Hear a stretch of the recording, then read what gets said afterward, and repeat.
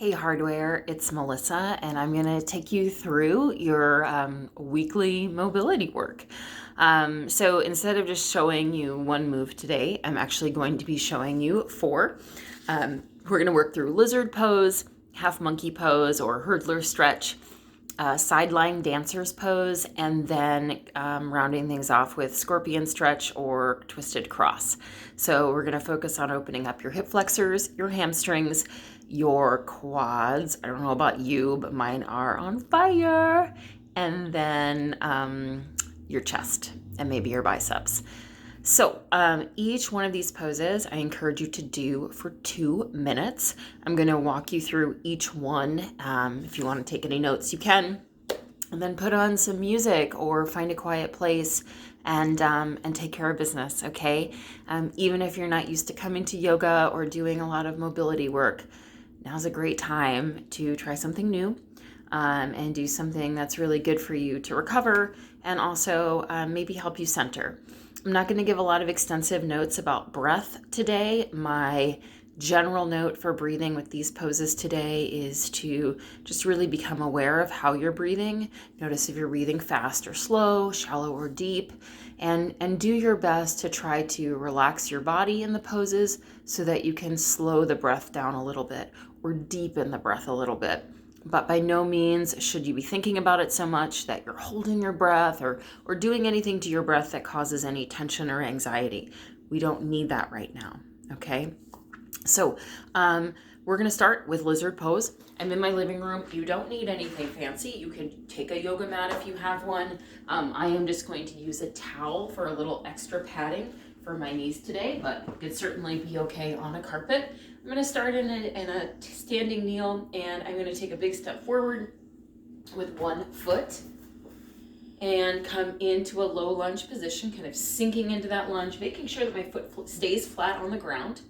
And then I can either kind of rest on my quadriceps or on my thigh. I could put a chair in front of me and kind of rest on a chair. If you have access to a medicine ball or a yoga block, you can bring it in front of you and rest your forearms on it, coming down to a slightly lower position. You could certainly take your hands to the floor or your forearms to the floor. So those are kind of the options for how low you can go. That foot that you step forward with, you can kind of walk out and turn out a little bit, maybe to a 45-degree angle, and you're going to hold here. You're going to try to relax into the pose at whatever height you're in. When I say relax in the pose, I typically advise against really kind of rounding and shrugging through the shoulders. Try to get the shoulders to relax. Try to keep your neck neutral. And you're going to hold for 2 minutes there. After you hold for 2 minutes, you're going to switch sides, opposite leg, take that step forward, and again, find the height with your body where you feel comfortable. If you want to walk that foot out and turn the foot out, you can. If you want to wiggle around while you're holding the pose, that's also a-okay. Just really kind of exploring how that feels with your body. 2 minutes there. After 2 minutes, we're going to move to half monkey pose. That's what we kind of call it in yoga. It's also been called hurdler stretch. You can use a yoga block, a med ball, or just your own body for support. Extend your front leg. Start with a neutral spine, shoulders stacked over hips, hips over knee, and then you're going to hip hinge, right? You're going to fold forward, rest your hands on your thigh, on your shin, or you can grab a prop like a medicine ball for a little more support. Some things to think about here as you're holding for 2 minutes are what's going on with your spine, right? As awesome as it is, if you're flexible enough to get your face to touch your leg, there's nothing amazing that happens if you could do that. I wish, right? So what I want you to think about more is pulling the hips back. Again, resting your hands on a safe place, not pressing directly on your kneecap. And also really trying to do what's best for your spine. If you're a little more mobile and you notice that when you're in this pose, you can get your chin to either be over your knee or over your shin, then I encourage you to round your body, or your upper spine rather, a little bit farther down. If you notice when you're holding that your chin is floating over your thigh, try to keep your shoulders out of it. Try to, again, keep the neck neutral, soft focus at the ground. Keep pulling the hip back and holding here. You can also play with your foot. You can either extend through the ankle or flex through the ankle as you hold. 2 minutes. We'll all look a little different in this pose. You may feel it in the back of the thigh, you may feel it in the calf, maybe down through the ankle as well. All good stuff. You're then going to switch sides. Again, start neutral, extend the leg out, hinge forward, hands on the thigh, shin, prop, or fingertips to the floor, and then be aware of those options for your spine. If you're higher up, try to keep a taller spine. If you can get safely lower, then you can flex through the spine and round forward. 2 minutes per side. After that, we are going to move to sideline dancer's pose. This pose is for your quadriceps. You can certainly do this as a balance pose standing up. We're going to take the balance out of it today and really just try to focus on that target area on the front of the thigh. So I'm going to come down to a sideline position. I'm going to extend my arm, and you can either lay on your arm or rest your head in your hands. You're going to bend your top leg, and you're going to catch the outside of your foot or the front of your ankle, or you could grab hold of your pant leg.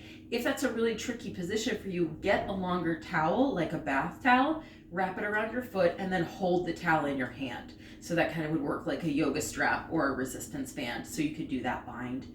You're then going to hold here, kick into your hand. So think about the big toes sweeping up to touch the back of the head slightly lengthening backward to meet your big toes. I don't expect anyone to make those points of contact actually connect, but think about that action. Not only will it help you with opening up the quadriceps, it's also going to help you open up through the chest a little bit more and work on your thoracic mobility. Remember, your thoracic spine is that part of your spine that's in the middle of your body. It's typically the most inflexible, right? So just a little bit more bang for your buck, so to speak, to be thinking about that as well.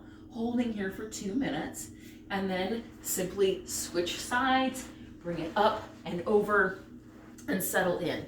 A few tips here. Once you're bound and you've got hold of that foot, if you feel like you're going to fall backwards, think about sending the top of your shoulder forward a little as you kick back. Also notice how much space you're putting between your knees. You might think like, oh, I get such a bigger back bend if I send my knee high into the air. I don't personally advise doing that. You're kind of potentially compromising your knee. So think about kicking straight back. There certainly can be space between your knees, but it doesn't need to be a huge space. You shouldn't be hiking the outside of your knee high to the sky. 2 minutes per side. Finally, finishing up with some mobility for your chest. A lot of push-ups this week. We're going to work on twisted cross or scorpion stretch. I'm going to find a comfortable position on my belly. You can lay on a mat, lay on the floor. You're going to extend one arm out. Keep the other hand by the side of your chest. Press into that hand and roll onto your side. My top leg here, hello. I'm going to bend and place that foot behind the leg that's close and lying on the ground. I'm then going to hold here. Again, going to play with the angle of my arm. Maybe I creep it up, maybe I creep it down. And I'm going to breathe, feeling some opening where my arm meets my torso. Again, maybe feeling it through the biceps. That is a possibility. And you can play again with how much you're kind of pressing into that hand and rolling onto your opposite side. After that, you're going to take the other side, extend the arm out, press into your hand and roll onto that opposite side. Again, bend the top leg, foot on the floor. And again, you can play with the angle of your arm as you hold. So again, 2 minutes for each of those.